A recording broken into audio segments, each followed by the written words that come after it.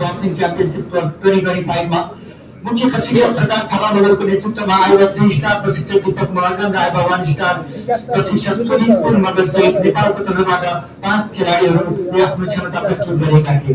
खेलाडीहरूमा Lalprasad Upreti 48 kilogram, Punglang Kamwang 51 kilogram, Chandrabahadur Thapa 54 kilogram, Khagendra Loka Magar 60 kilo र Deepak Shrestha 21 kilogram र यसै तीनवटा प्रशिक्षक र 5वटा खेलाडीहरू चाहिँ उक्त आइबिएमएन वर्ल्ड बक्सिङ च्याम्पियनशिप 2025 मा 54 किलोग्राम समूहमा नेपालका चन्द्रबहादुर थापाले ऐतिहासिक पदक जित्दै 75,000 अमेरिकी डलर जितेका छन्।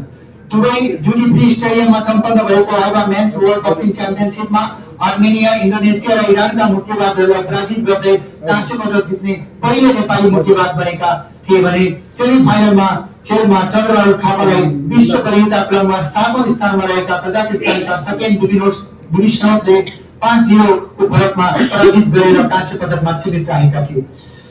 च्याम्पियन नै मैले यहाँलाई जानकारी गराउनुपर्छ, उहाँसँग जित्ने खेलाडी नै उक्त प्रतियोगिताका अहिले विश्व विजेता बनेका छन्, गोल्ड मेडलिस्ट बनेका छन्। यसले गर्दा पनि चन्द्रबहादुर थापाको र्याङ्किङ आइबिए वर्ल्ड बक्सिङमा माथिल्लो स्तरमा पुगेको छ। अन्य खेलाडीहरूमा लालप्रसाद उप्रेतीले 48 किलो तौल समूहमा मालदोभाका पाराम्बोक मिहाईलाई र इथियोपियाका अलेमुन अबेल अमात्यलाई 5-0 को युनानिमस डिसिजनको आधारमा पराजित गर्दै 10,000 अमेरिकी डलर जितेका थिए। उप्रेतीले क्वार्टर फाइनलमा कजाकिस्तानका विश्व प्रतियोगिता क्रममा 4थो स्थानमा रहेका मुक्केबाजसँग पराजय बेहोर्नु परेको थियो।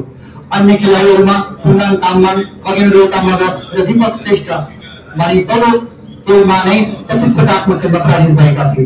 लामो समयसम्म मिशन 26 को बन्द प्रशिक्षण खेलाडीहरूको अथक प्रयास तथा मुख्य प्रशिक्षक प्रकाश थापाको नेतृत्वमा प्रशिक्षक राज श्रेष्ठ, दीपक महर्जन लगायतका कोचहरूको अथक मेहनतका साथै बक्सिङ महासंघका उपाध्यक्ष तथा अध्यक्ष नामबहादुर गिरीको नियमित सुपरिवेक्षण तथा महासंघको व्यवस्थापनका कारण उक्त ऐतिहासिक सफलता हासिल भएको जानकारी गराउँदै यस सफलताले आगामी जापानमा हुने एसियन गेम्समा नेपाली मुक्केबाजहरूलाई पदक जित्नका लागि आत्मविश्वास बढेको महासंघले विश्वास दिएको छ।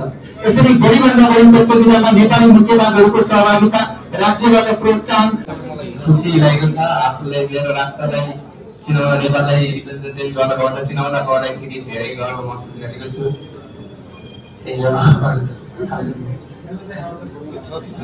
मलाई चाहिँ त्यति साह्रो बोल्न